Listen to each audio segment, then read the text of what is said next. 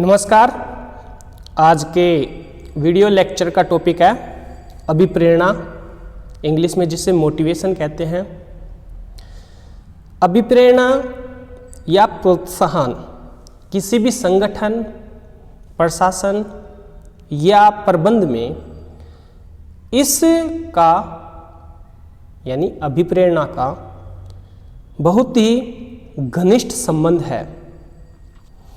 प्रबंध का यह एक महत्वपूर्ण उपकरण है और एक विद्वान हैं फ्रांसिस लिकर्ट, इन्होंने अभिप्रेरणा को प्रबंध का हृदय कहा है। इस प्रकार प्रबंध में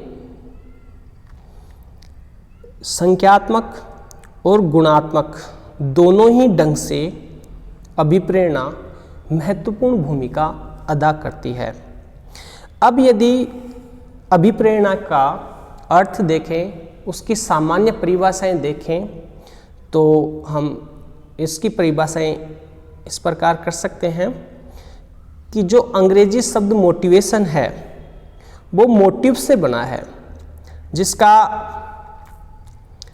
आशय है, शाब्दिक अर्थ है इच्छा शक्ति को जागृत करना।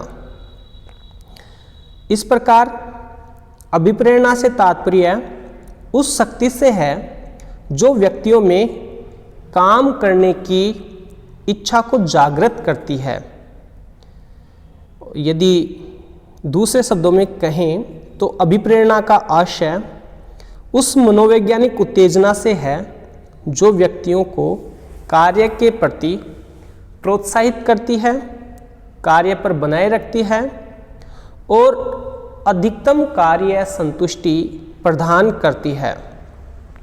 इस प्रकार कुछ विद्वान हैं जैसे जूसियस एम स्लेडर, इन्होंने लिखा है कि अभिप्रेरणा किसी व्यक्ति को इच्छित कार्य करने के लिए प्रोत्साहित करने की क्रिया है।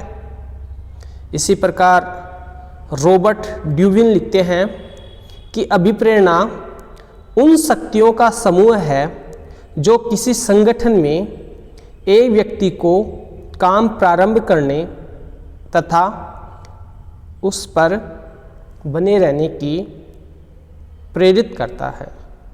इस प्रकार अभिप्रेरणा के कुछ उद्देश्य होते हैं, जैसे कर्मचारियों को प्रोत्साहित करके उनके मनोबल को बढ़ाना, कर्मचारियों की आर्थिक, सामाजिक, मनोवैज्ञानिक आवश्यकताओं की संतुष्टि करना।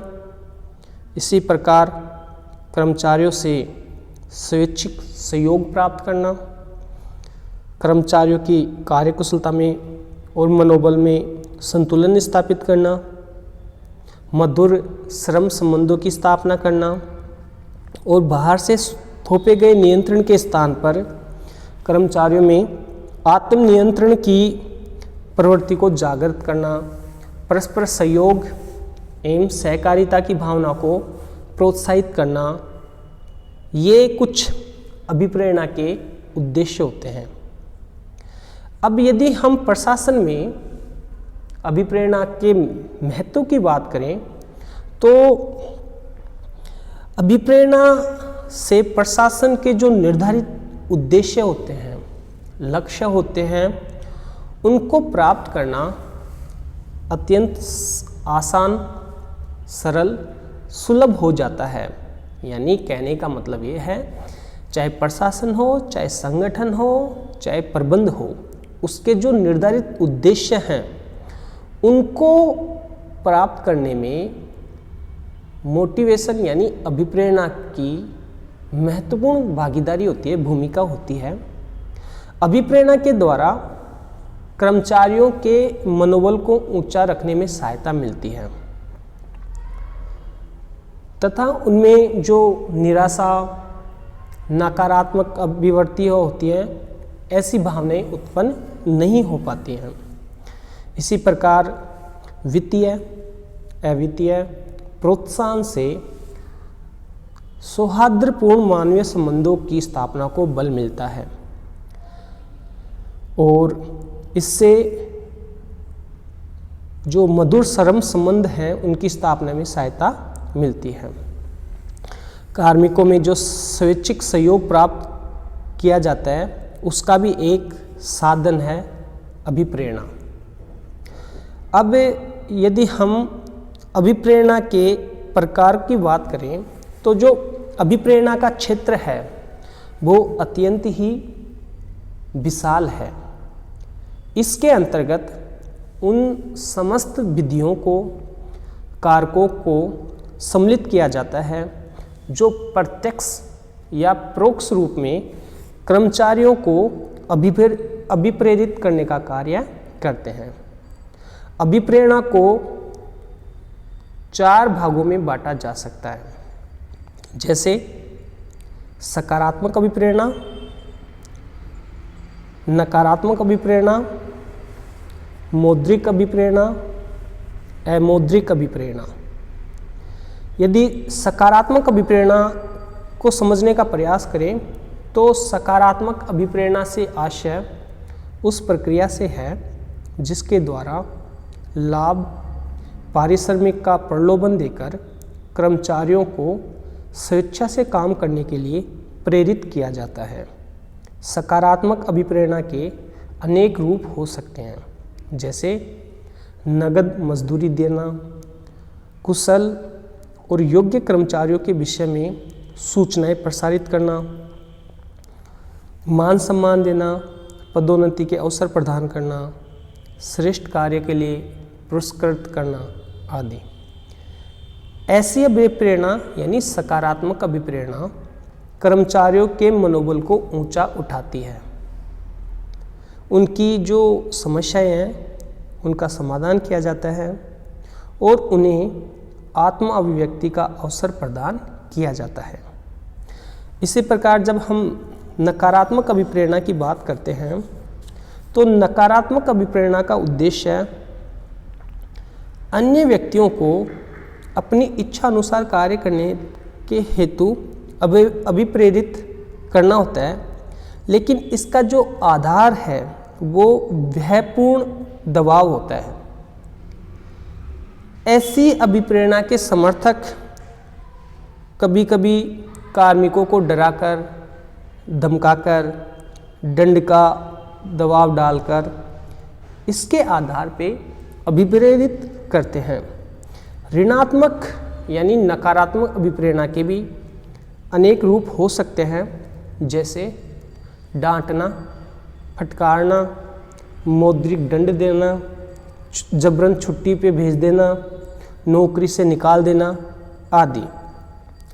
ये नकारात्मक अभिप्रेरणा के कुछ उदाहरण हैं। इसी प्रकार एक जो अभिप्रेरणा का प्रकार है वो है मौद्रिक अभिप्रेरण। जब किसी कार्मिक को या कर्मचारी को उसके कार्य के परिणाम स्वरूप पारिश्रमिक यानी वेतन दिया जाता है तो उसे मौद्रिक अभिप्रेरणा कहते हैं। यह अभिप्रेरणा का सबसे लोकप्रिय माध्यम है। इसके अंतर्गत वेतन, मजदूरी, बोनस, लाभ, अंश आदि दिए जाते हैं। इसी प्रकार अमौद्रिक अभिप्रेरणा, अवित्तीय अभिप्रेरणा मानसिक और अदृश्य प्रकृति की होती है, जिसका मुद्रा से कोई संबंध नहीं होता। यह कर्मचारियों की मनोवैज्ञानिक तथा सामाजिक आवश्यकताओं की संतुष्टि करता है।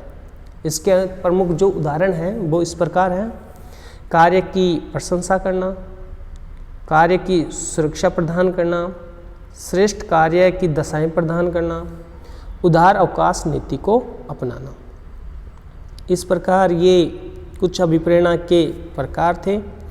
अब हम अभिप्रेरणा की जो विधियां हैं उनके बारे में विचार विमर्श करते हैं। तो अभिप्रेरणा की अनेक विधियां प्रयोग में लाई जा सकती हैं, जैसे उद्देश्यों को स्पष्ट करके प्रेरित किया जा सकता है। कर्मचारियों को प्रेरित करने का यह सबसे सरल तरीका है कि जो प्रबंधक होते हैं वे संगठन के सभी व्यक्तियों को जो संस्थान के जो प्रमुख उद्देश्य हैं, लक्ष्य हैं, उनकी जानकारी प्रदान करें। दूसरा, जो कुशल नेतृत्व के द्वारा अभिप्रेरणा प्रदान की जा सकती है। प्रबंधकों को चाहिए कि वे सच्चे प्रतिनिधि व कुशल नेता के रूप में कर्मचारियों की कठिनाइयों को सुनें और उन्हें दूर करने का प्रयास करें। इसी प्रकार स्वस्थ प्रतिस्पर्धा के द्वारा भी अभिप्रेरणा दी जा सकती है। जिस प्रकार खेल में जीतने की भावनाओं को लेकर सभी खिलाड़ी मन से निष्ठापूर्वक खेलते हैं, उसी प्रकार प्रबंधक अन्य संस्थाओं के साथ साथ स्वस्थ प्रतिस्पर्धा की भावना पैदा करके संस्था के सभी कर्मचारियों को अभिप्रेरित कर सकते हैं। इसी प्रकार सहकारिता द्वारा अभिप्रेरणा, कर्मचारियों को प्रबंध निर्णय में भागीदार बनाकर भी उनको अभिप्रेरित किया जा सकता है। इसी प्रकार एक प्रकार है चुनौती के द्वारा अभिप्रेरणा, जिस प्रकार युवा वर्ग को जोश दिलाकर उससे कठिन कार्य भी करवाए जा सकते हैं। इसी प्रकार यदि प्रबंधक संस्था के लक्ष्यों को चुनौती के रूप में प्रस्तुत करे और कर्मचारी गण उस चुनौती को स्वीकार करें तो निश्चित रूप से यह चुनौती के द्वारा अभिप्रेरणा का रूप कहा जाएगा।